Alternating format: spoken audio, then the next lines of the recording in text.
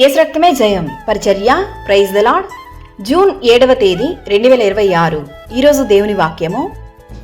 యెహోవా దృష్టి ఆయన యందు భయభక్తులు గల వారి మీదను ఆయన కృప కొరకు కనిపెట్టు వారి మీదను నిలుచుచున్నది.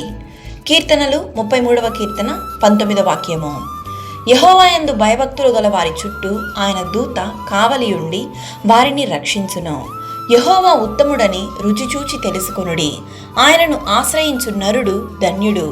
యెహోవా దృష్టి లోకమందంతటా సంచారము చేయుచున్నది, కావున ఆయనకు మరుగైనదంటూ ఏదియూ లేదు.